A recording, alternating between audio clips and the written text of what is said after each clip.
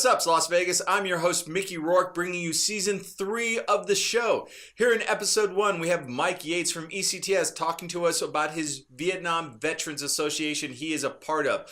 But we're going to start the show off with our two new members on the team, Adrian Wynn and Daryl Harris, bringing you Shift Change.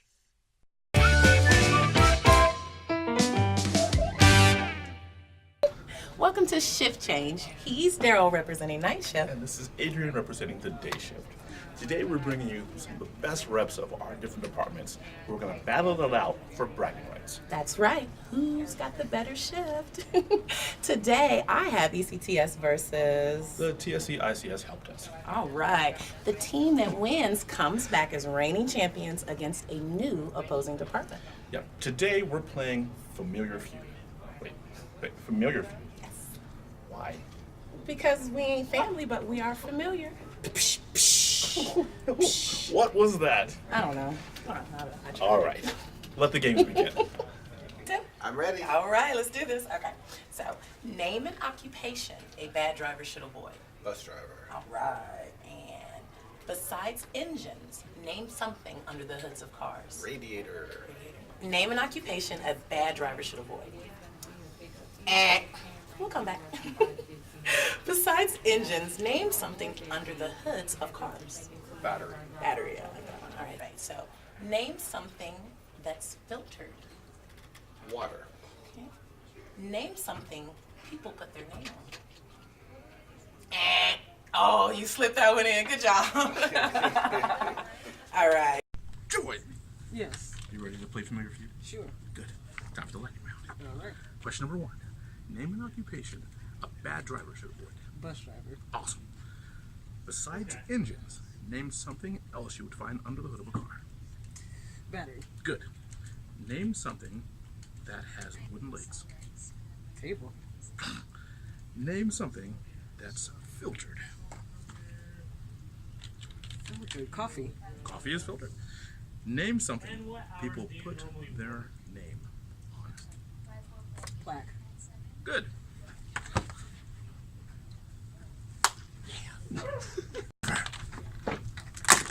Are you ready to play Familiar Feud? Great. Here are your questions in the lightning round. Name an occupation a bad driver should avoid. Name an occupation a bad Wrong! driver should It's too avoid. late. It's already late.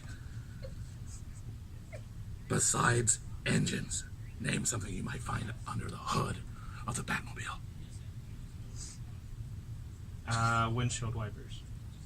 Wrong! Name something that has a wooden leg. Pirate. I'll take that. Name something that's filtered. Water.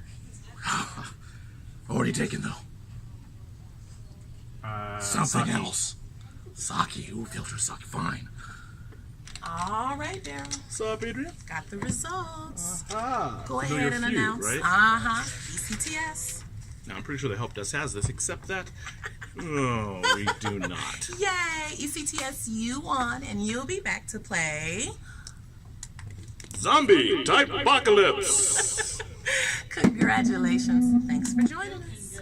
Hi, and welcome back. Today with us on What's Ups, we have Mike Yates. You are a phone technician from the ECTS team here in Las Vegas, but you are actually here to talk to us about your organization that you are involved in. You are a former Navy veteran. Correct. So what rank were you in the Navy? Sonar technician, 3rd class. Sonar technician, so you had the radar and stuff. Were you on a ship or were you on a I submarine? was USS Bainbridge, first nuclear-powered surface ship. Wow, And that's impressive. All right, so the destroyer type. destroyer type. Yeah. Okay, so it's not like you sunk my battleship. No. No, all right. But you're in charge. You're actually involved with an organization known as the Blue Water Vietnam Veterans Association. It's Blue Water Navy Vietnam Veterans Association. Blue Water Navy Yes. Vietnam Veterans Association. All right, we're going to get that right from now on. Okay. And what rank are you in that organization? I am the national commander and chairman of the board. So how did you get involved in this organization and to the point where you become the chairman of the board? Back in 2013, I was diagnosed with prostate cancer. And during my research, I found out that it could be related to Agent Orange exposure. Okay. So at that time, I decided to start a Facebook page called Blue Water Navy Awareness. I was doing a lot of research on the web, and things were just all over the place. So I was trying to bring everything together, closer together. And I started hooking up with some other people, one of them being John Wells, who's a lawyer out of Louisiana. And we just started hitting it off, and my organization, or my Blue Water Navy Awareness, started really growing. We got up to over 2,300 people. And last year, the executive director of Blue Water Navy Blue Water Navy Vietnam Veterans Association decided to retire. And they hired a new executive director, and the first thing he did was come to me and said, I want you to take over the organization and the website and everything else. So that's how I became where I am right now with it. Oh, wow. Well, that's very impressive. I'll be honest. I've started a couple of Facebook groups, and none of them have gotten anywhere near 2,300. Yeah. So good job. Now, these aren't all the people in your organization. They're not all Navy retired, or Most Navy? of them are Navy. There are some spouses involved. There are some anything that might be involved. Actually, all branches of the services are on my site. Fantastic. And we're up to over 2,600 members right now.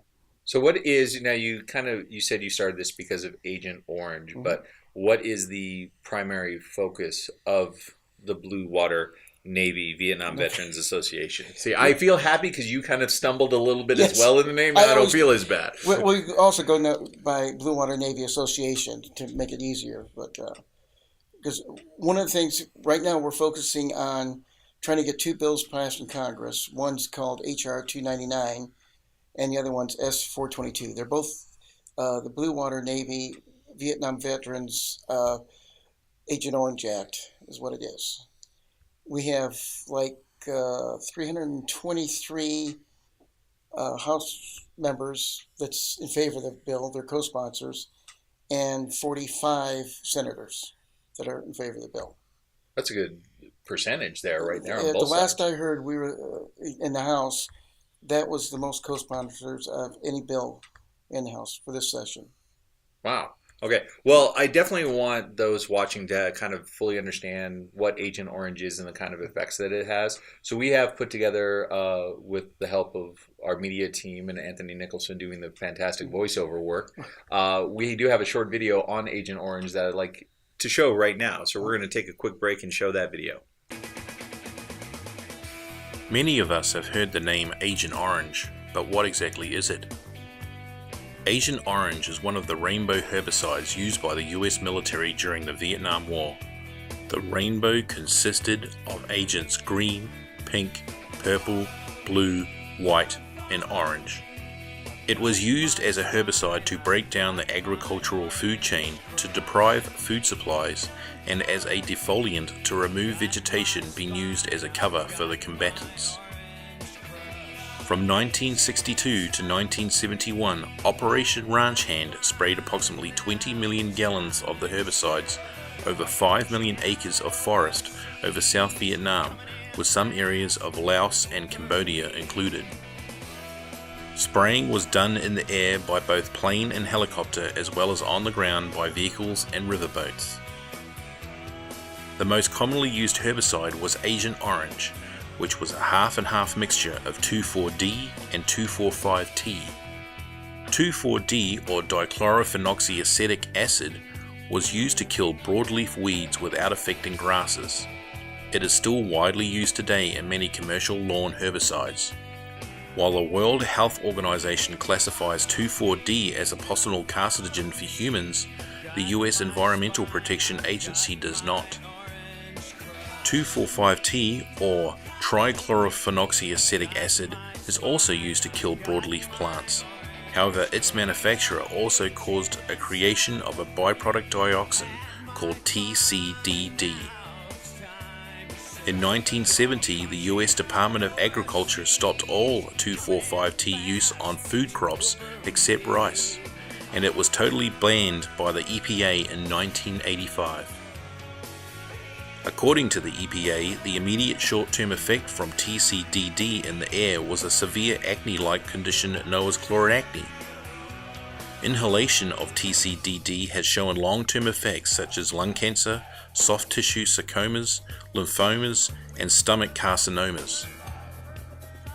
The effects of exposure continue for those who participated in the Vietnam War, whatever their nationality, with people fighting to make sure veterans receive the help and benefits they need.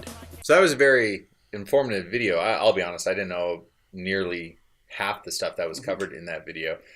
So it talked a lot about some of the side effects of Agent Orange and some of the things that could happen because of it. Right.